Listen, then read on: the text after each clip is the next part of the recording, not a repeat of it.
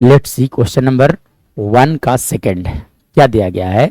बोला गया है, देखो क्वेश्चंस क्या कह रहे हैं, 1 का सेकंड अगर आप पढ़ोगे तो क्या बोला जा रहा है क्वेश्चंस में। चलो तो 1 का सेकंड का सॉल्यूशन देखा जाए। क्या बोला गया है, in which of the following situation does the list of the number involve make an arithmetic progression. मतलब जो लिस्ट ऑफ नंबर बनेंगे उसमें से बताना है कि किसमें से एपी बन रहा है और क्यों बन रहा है। ठीक है, चलिए तो देखो सेकंड में देखो, पढ़ो क्वेश्चन को क्या कह रहा है। The amount of air present in a cylinder, मतलब आप सपोज कर लो कि एक सिलेंडर है, अभी सिलेंडर के अंदर कुछ हवा भरा हुआ था। ठीक है, चलो हमने मान लिया कि इसके अंदर कुछ हवा भरा हुआ था। ठीक है, the amount of air present in a cylinder when A vacuum pump, अब इसके अंदर एक वैक्यूम पंप सेट कर दो और क्या किया जाए कि इस वैक्यूम पंप से क्या किया जाए, 1/4 इसमें से हमेशा 1/4 भाग वैक्यूम एयर बाहर किया जाए। ठीक है ना, 1/4 of the air remaining in the cylinder, मतलब 1/4 पार्ट जो हमेशा पंप आउट कर दो, बाहर निकाल लो, तो क्या ये एपी बनता है कि नहीं बनता है। तो सबसे पहली बात, इनिशियल अमाउंट आपको सपोज करना पड़ेगा। लेट द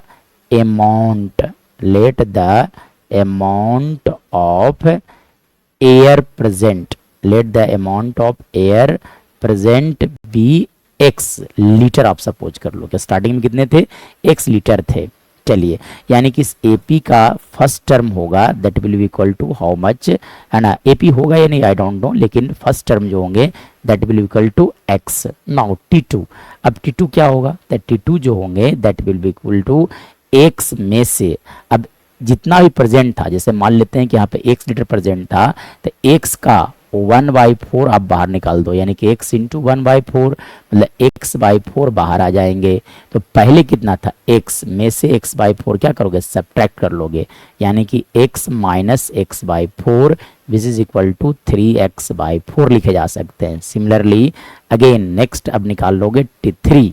अब t3 देखो जितना बचा हुआ है, तो कितना बचा हुआ था, 3x/4 में से, अब जितना बचा हुआ था 3x/4 बचा हुआ था पहले से, अब इसका 1/4 पार्ट हमने क्या किया, बाहर कर लिया। सो यहाँ से आपका करो कि इसी का, तो 3x/4 का 1/4 पार्ट अब क्या करो, बाहर कर लो। तो क्या बच जाएगा, 3x/4 माइनस लिख सकते हो आप, यहाँ से लिखा जा सकता है 3x/60। मतलब यहाँ से अगर बात किया जाएगा तो t3 का वैल्यू जब आप कैलकुलेट करोगे तो देखो यहाँ से 16 एलसीएम है, तो 16 एलसीएम होगा तो यहाँ लिखा जा सकता है 12x माइनस 3x लिखा जा सकता है। मतलब t3 का जो वैल्यू आ गया that is equal to 9x/16 आ गए। चलिए अब देखो इसके बाद क्या करो कि आप t2 माइनस t1 सब्ट्रैक्ट, है ना, क्या करना होगा, अगर एपी बन रहा होगा तो T2 माइनस T1, मतलब कॉमन डिफरेंस सेम अगर आता गया तो that will B an AP. तब आप क्या करो, यहाँ से T2 माइनस T1 कैलकुलेट करो। तो देखो सेकेंड टर्म कितने हैं, 3x/4 माइनस x कर लो, T2 माइनस T1। तो देखो यहाँ से 4 एलसीएम लिया जाए, जब आप 4 एलसीएम लोगे तो 3x माइनस 4x लिखे जा सकते हैं। 3x माइनस क्या लिखा जाएगा आपका 4x, that is equal to how much, x/4। अब यहाँ से कैलकुलेट कर लो आप t3 माइनस t2, अगर AP होंगे तो दोनों इक्वल आना चाहिए। तो t3 कितने थे देखा जाए, 9x/16 में से आप सब्ट्रैक्ट कर लोगे t2, मतलब 3x/4 को आप सब्ट्रैक्ट कर लो, तो यहाँ से एलसीएम कितने आ गए 16। तब आप लिख सकते हो 9x minus 12x that is equal to how much, 3x/4 लिखा जा सकता है। चलिए अब देखो, अब यहाँ से देखा जा सकता है what we are seeing here कि T2 माइनस T1 का जो वैल्यू है that is not equal to T3 minus T2।